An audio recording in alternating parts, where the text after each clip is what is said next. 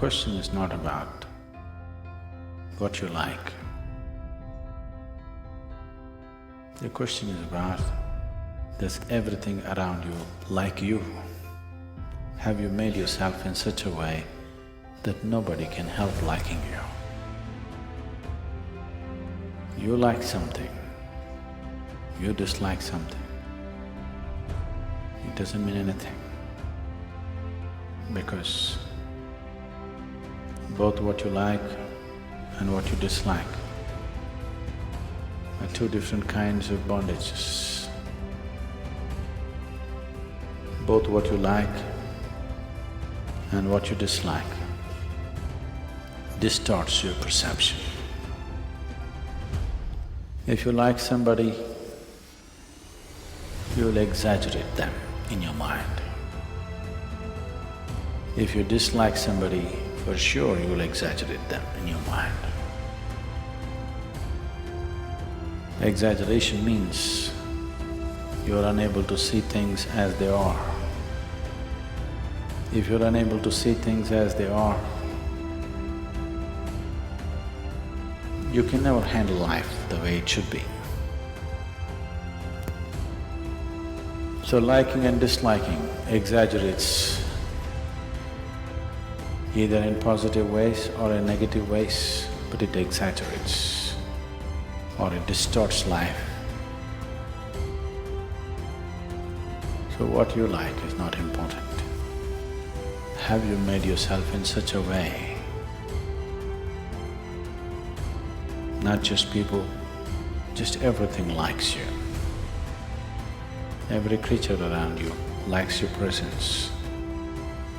Even the flowers, the plants and the trees like you. How can the plants and the trees like me? They are very sensitive to who you are. They are extremely sensitive to who you are. They respond accordingly. If you make yourself in such a way that the very earth that you walk upon likes you, then you will see everything in your life will become a blessing. If everything around you dislikes you, you will see everything that could be well-being could become a curse. Right now, there is no curse sitting upon human life. It is things that people want, it's things that people aspire for, things that they work for, strive to have in their life, which turns into curses in their life. Their work, their property, their relationships, their own body, their own mind, which is the cancer of their life. Misery is not raining. Never is raining misery. It's just that things that you like have become source of misery. If you strive to make yourself in such a way, you cannot be helped. Nobody can help liking you. Life will blossom better. Everything will yield their best to you, not their worst. But if you go by what you like, not always life will yield its best. You may have everything and still have nothing.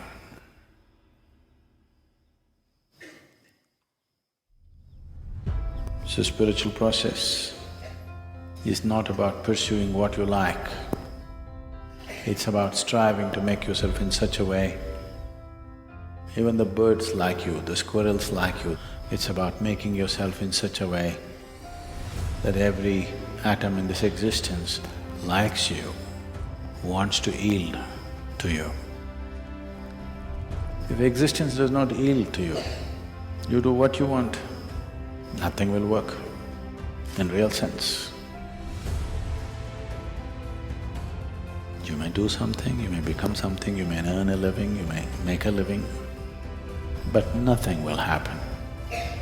You'll just go through a cycle without nothing tremendous touching your life. So those of you who are living in the ashram, I want you to learn to stand, walk, sit, breathe in such a way that even the stones around you like you.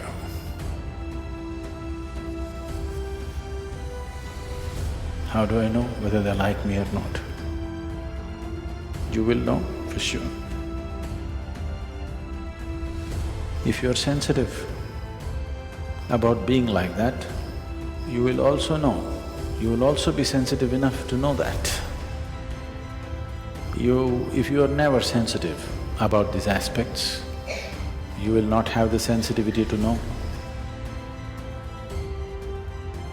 Otherwise, distinctly, you will know. Do not become in such a way, everything has to be shouted into your ears. You must become in such a way, if you look at somebody before they speak, you know.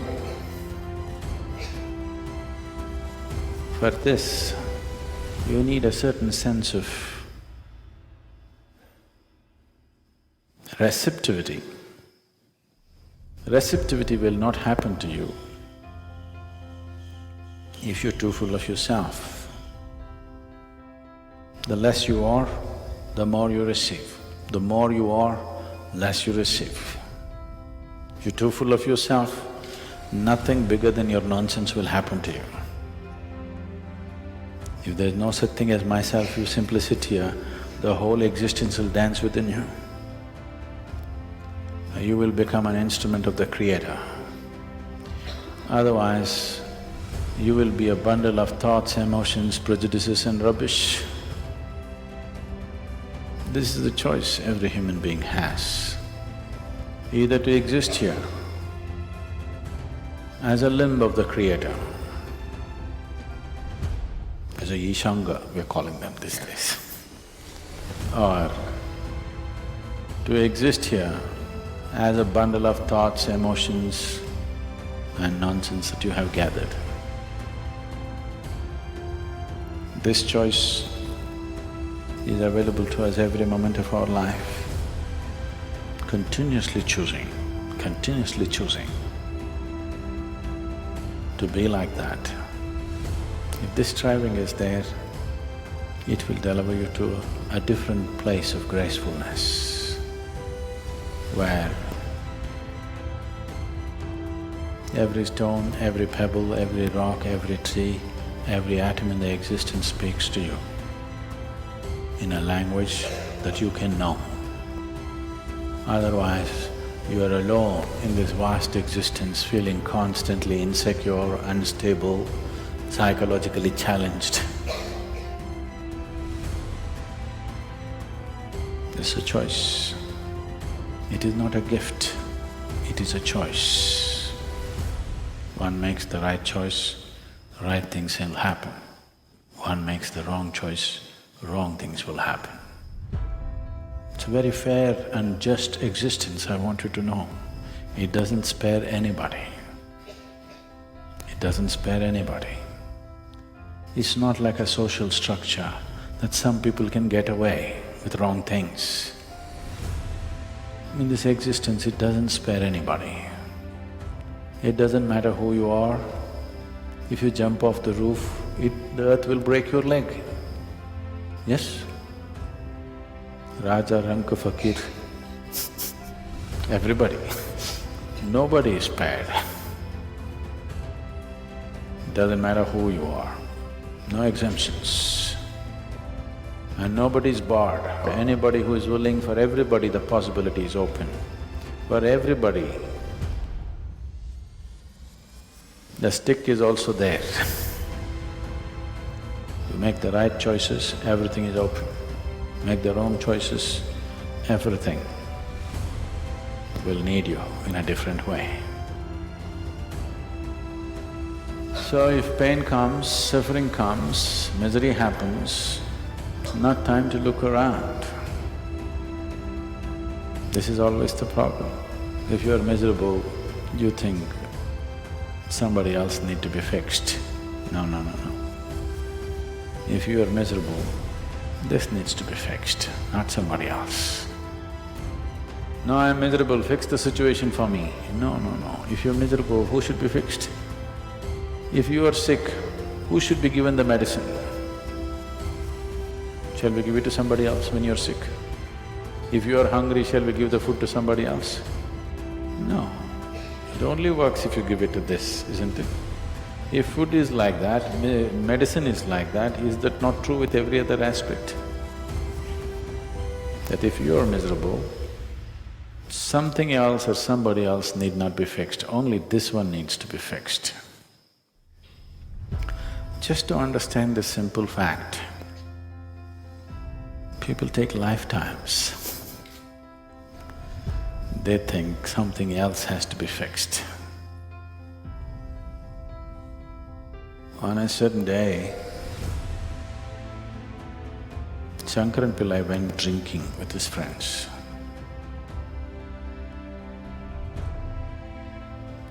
Yogis and drunkards both are timeless, you know.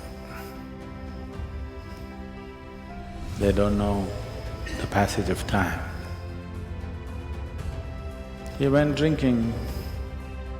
He intended to go back home at 8 o'clock, but drink after drink and time, he became unconscious of time. When he looked at the watch, it was 2:30 a.m. So he thought it's really late and he wants to get back home quickly, so he took a shortcut. And he was walking through this shortcut on his unsteady legs and he fell into a thorny bush. His whole face was scratched up. So in this condition, he went home and tried to find the keyhole. That took another half an hour.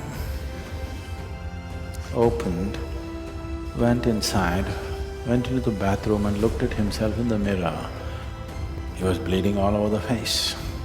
So he opened the medicine chest, fixed himself whichever way he could and quietly crawled into the bed and slept. Morning 8 o'clock, his wife took a bucket of cold water and threw it in his face. He got up, said, "You idiot, once again drinking?" He said, "No, honey, I haven't touched a drop. 6 months ago when I promised, since then I haven't touched a drop." She held him by the shirt, dragged him into the bathroom and showed him. The band-aid was all over the mirror.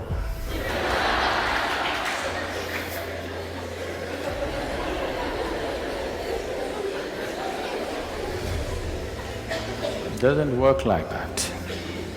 Only somebody who is completely unconscious will do such things. If it's hurting here, you will fix it there because you're completely unconscious or inebriated. So whenever you're miserable, you want to fix that one and that one and that one. No, no, no, this one needs to be fixed. If you put band-aid on the mirror, it doesn't heal your wounds. You have to attend to the wound. And both your miseries and joys are caused from inside, so it needs to be attended here, not somewhere else. The sooner you learn this, the more graceful and wonderful your life will become.